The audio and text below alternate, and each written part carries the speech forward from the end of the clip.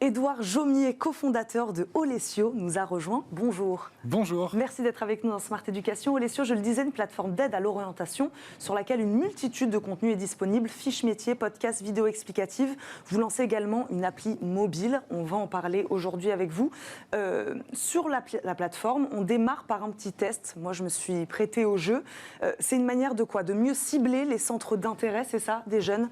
Effectivement, c'est une manière de mieux cibler les centres d'intérêt et d'aborder le sujet de la découverte des métiers d'une manière différente de ce que l'on trouve classiquement, qui est en général une logique de catalogue. Et le principe d'un catalogue, c'est très bien classé, ordonné, etc. Et en général, un catalogue, on va trouver quelque chose quand on sait ce qu'on cherche.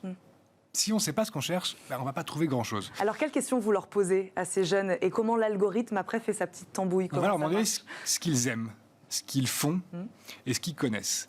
Et de cette manière-là, ça va alimenter notre algorithme qui va proposer des premières vidéos, des premiers podcasts de découverte des métiers. Et ensuite, l'algorithme, il va regarder un peu comme sur TikTok, il est dramatiquement efficace. C'est vous avez regardé jusqu'au bout ou pas, vous avez liké ou pas, vous avez partagé ou pas. Donc on s'appuie un peu sur les mêmes logiques pour dire manifestement ce qu'on lui a proposé, ça lui a pas tellement plu, on propose autre chose, ah ça lui a plu, etc. Ah ça lui a plus plu, etc. Ce format il préfère.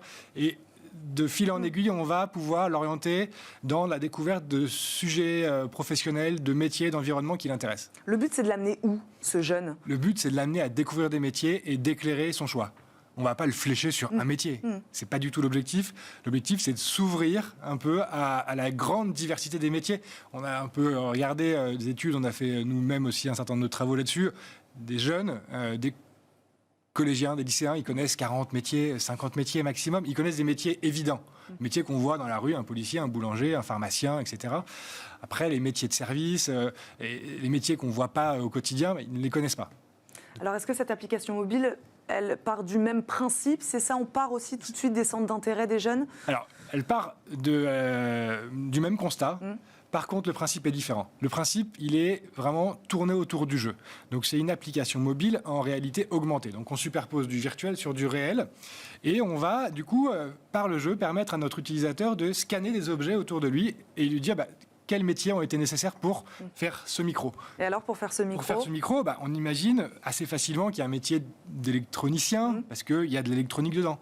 Mais il y a un designer qui l'a dessiné. Il y a un plasturgiste qui a façonné les moules pour pouvoir réaliser le produit. Et puis, il y a des métiers de la logistique qui ont organisé le transport de ce produit depuis son lieu de fabrication jusqu'à ce studio.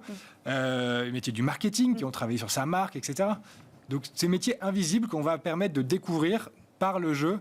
Et derrière, ces images que l'on va pouvoir prendre des objets qui nous entourent. Et Édouard Jaumier, avec qui vous travaillez? Vous travaillez avec les entreprises elles-mêmes. Comment vous êtes capable aujourd'hui de donner une idée d'un métier, d'une entreprise? Alors, on travaille avec, pas directement les entreprises pour la découverte. Nous, on fait un gros travail de curation. On va aller sur Internet toutes les semaines, chercher des contenus qui présentent des métiers d'une manière que nous, on appelle distracto-pédagogique. Donc, c'est distrayant, mais c'est pédagogique. Format court, format qui sont facilement accessibles. Donc, vous ne réalisez pas forcément vous-même? Non. Mais vous les mettez à disposition? Exactement. On demande toujours l'autorisation à la personne qui a produit ce contenu, audio, vidéo ou autre.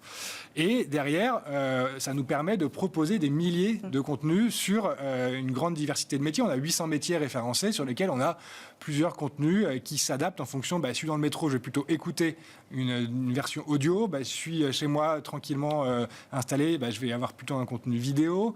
Et puis, je préfère avoir quelque chose d'un peu institutionnel ou je préfère avoir plutôt un YouTuber qui va me parler de façon directe, en me tutoyant. Donc voilà, on répond à la diversité des attentes. De quelle information un jeune il a finalement besoin pour choisir un métier, selon vous? Il a besoin de connaissances. Il a besoin de connaître la diversité des métiers. Il a déjà besoin de savoir qu'ils existent, ces métiers-là. Et ensuite, on va essayer de l'orienter sur quelles sont les compétences ou parfois les contraintes qu'il peut y avoir dans l'exercice de ce métier. Si je parlais de policier tout à l'heure, ce n'est pas les mêmes contraintes qu'un métier d'agent d'assurance.